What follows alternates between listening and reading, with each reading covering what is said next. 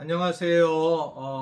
9월 4일 목요일 짱목과 말씀수다의 시간입니다. 오늘 주시는 말씀은 신명기 6장 20절에서 7장 11절 긴 말씀입니다. 하나님 말씀을 보시겠습니다. 후일에 내 아들이 내게 묻기를 우리 하나님 여호와께서 명령하신 증거와 규례법도가 무슨 뜻이냐 하거든.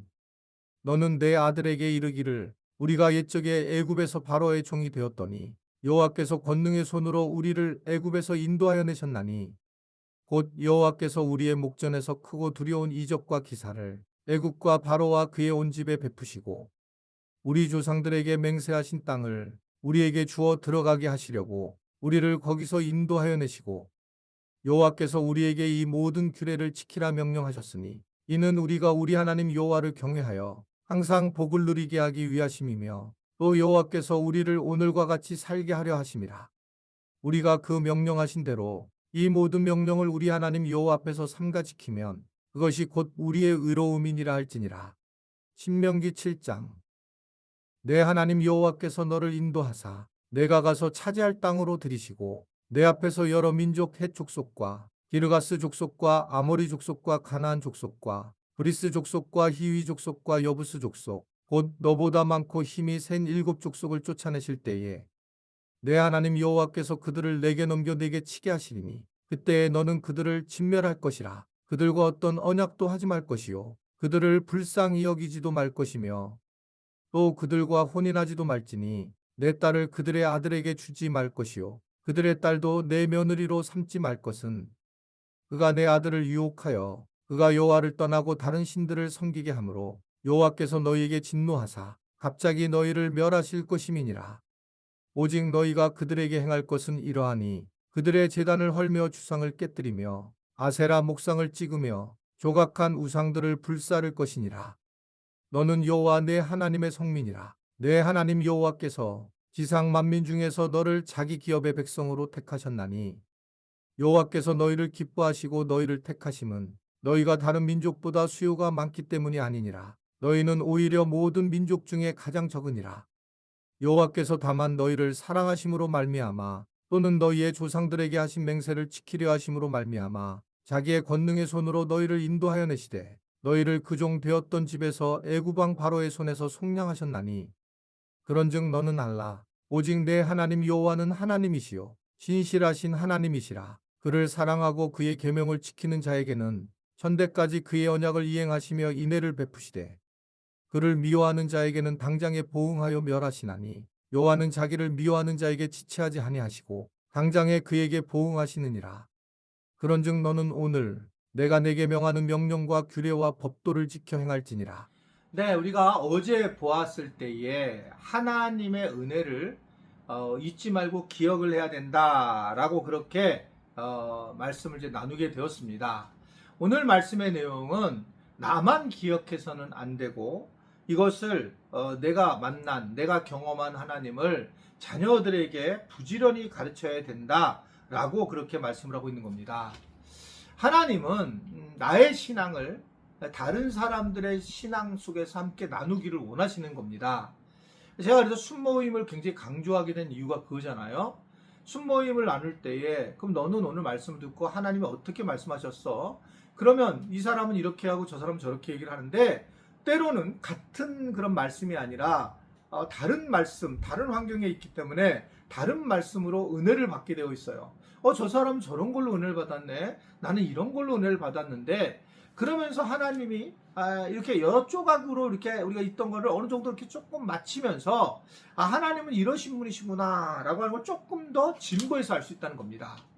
여러분 혼자 성경을 읽고 혼자 뭐 공부를 해서 하나님을 잘 알 수 없다고 생각을 해요. 우리가 뭔가 앉아서 신학적인 어떤 구조들을 공부를 할 수는 있고 그렇지만은 본질적으로 하나님을 알 수 있는 방식은 없어요. 그래서 하나님이 알려주셔야지만 우리가 아는데 그게 각각 개인에게 다르게 나타나기 때문에 그 개인들이 서로의 이야기를 나눠야 되고 이런 경험한 하나님의 이야기를 그런 것을 가족들과 자녀들에게 함께 나눌 때에 그것이 어떻게 생각하면 하나님을 아는 중요한 그런 지식의 기초가 된다라는 겁니다. 성경에 기록된 하나님의 말씀이 내 삶에 진짜 그런 일이 벌어지더라 라고 하는 거죠. 그러니까 우리는 근데 이게 잘못 자꾸 이해하면 성경의 말씀대로라는 것이 그 말씀의 어떤 중심에서 그 내용에서 그 말씀인데 일자 뭐 1.1에 틀리지 않는 그렇게 얘기를 하는 거예요. 그러니까 어떤 바보 같은 사람들은 그냥 바다에 가서 이렇게 기도를 열심히 해서 이 바다를 가르려고 한다는 겁니다. 그래서 거기를 건널 수 있다. 성경 말씀 자기는 그대로 믿는다. 그리고 물을 걷다가 침피만 당하는 거예요.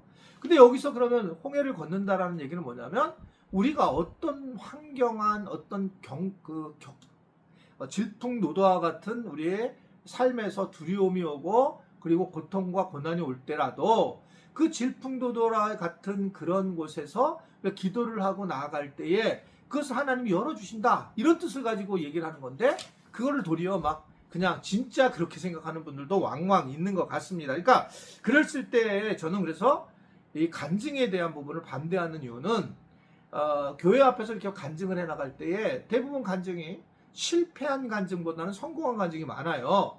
그러니까 내가 되게 가난하고 힘들 때에 기도를 했더니 하나님이 길을 열어주셔서 공부를 해서 법관이 되게 하시고 그리고 뭐 또 돈을 많이 벌게 하셨다.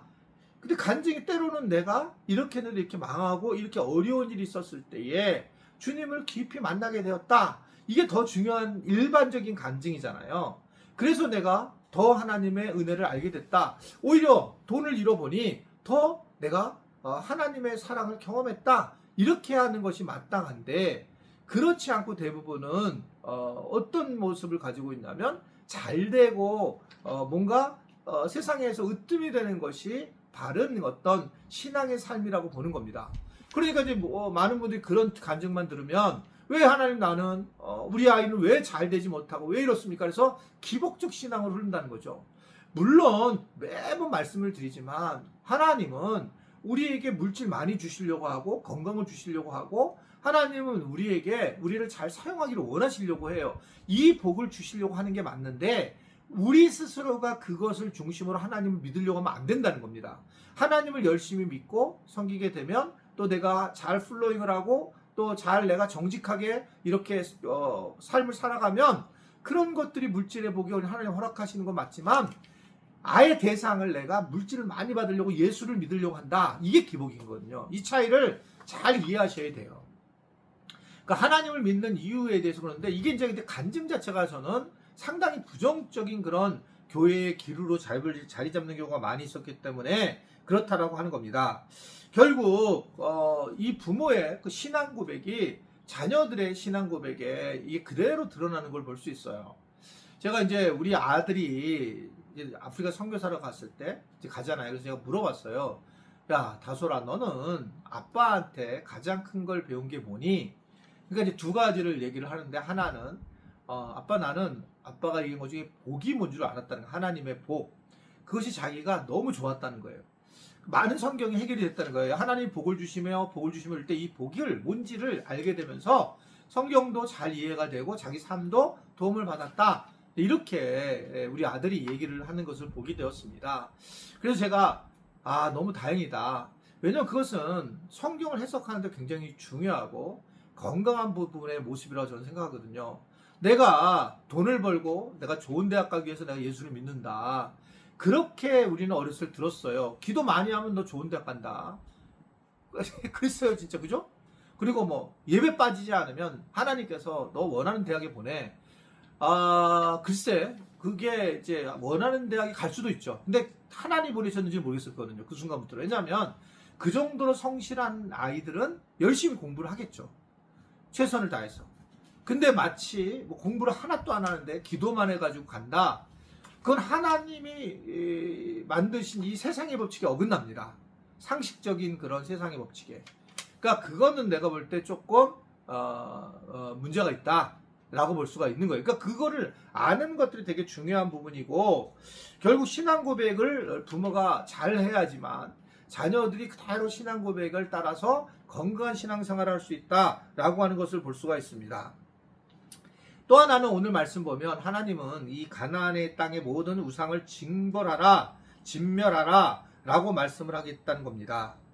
우상은 왜 이게 하나님이 이렇게 예민하게 하시냐면 하나님을 지워버리기 때문에 그렇습니다. 우상이 들어오면 무조건 지워버리는 거예요. 그러니까 내가 돈에 대한 우상, 이게 가능성이 상당히 높잖아요. 황금에 대한 우상은 뭐 예수님이 돈과 하나님을 함께 섬기지 말라 얘기할 정도로 대단한 존재죠. 대단한 존재. 돈이요.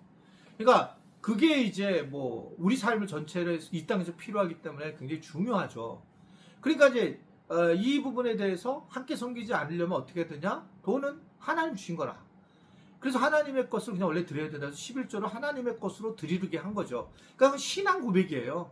그러니까 이게 내게 아니라는 거죠. 이거 하나님이 10분의 9를 나한테 주셨다. 이런 고백을 하는 거예요. 이게 뭐냐? 우상을 섬기지 않는 거라는 거예요. 근데 우상을 섬기는 사람들은 내가 돈을 모으고 더 이거를 인마이 포켓을 하고 그렇게 살아가는 분들이 계시는 거죠. 그분들은 뭐 믿음이 좋으면 해라 안 해라 이런 걸 떠나서 우상을 섬길 가능성이 높아지니 조심해야 된다는 거예요. 그러니까 이제 이게 쉽지가 않습니다. 저도 11조 한 게 이렇게 어려운데 우리 교인들이 얼마나 어렵겠어요. 근데 그게 이제 왜 이런 문제가 생기냐면 우상적으로 이게 서버리기 때문에 이런 거예요. 우상. 그러니까 자녀들이 우상이 되고 그리고 우상이 되면 그다음부터는 교회를 나오는 걸 중심으로 쓰지 않고 가정이 놀러가는 걸 중심으로 쓰고 뭐 거의 그렇습니다. 그러다가 뭐 내가 하는 뭐 사업을 우상으로 생각해서 사업에 막 뛰어들고 그것을 키우는데 목표가 두는 사람도 있고 그러니까 이제 이런 것들이 다 하나님이 목표가 돼야 되는데 이러한 우리가 하나님 주신 축복 자체가 오히려 그것이 우상이 되는 그러니까 이게 조심스러운 겁니다. 그게 우리가 조심스러워야 돼요. 하나님이 우리 교회를 복줘서 우리 교회가 부흥이 됐으면 이 교회가 우상이 되게 하면 그건 굉장히 심각한 문제가 되는 거예요. 그래서 우리는 항상 이러한 것들을 내려놓고 우상이 될까봐 하나님 앞에 내려놓고 주님이 하셨다라는 고백으로 주님의 은혜를 감사하는 것이 중요한 부분이다 라는 것을 생각했으면 좋겠습니다. 아무쪼록 오늘 말씀을 기억하면서 우상 숭배하지 말고 주님을 의지하는 우리 지체들이 되기를 바랍니다. 기도하겠습니다. 하나님 아버지, 오늘도 우리가 말씀을 통해서 하나님이 누구시며 우상을 섬기지 말아야 할 이유를 배우게 되었습니다. 잘 배워서 자녀들에게 잘 가르치게 하시고 자녀들이 그것을 바탕으로 믿음 생활을 훨씬 더 쉽고 하나님을 더 쉽게 만날 수 있도록 축복하여 주옵소서. 예수님의 이름으로 기도드리옵나이다. 아멘.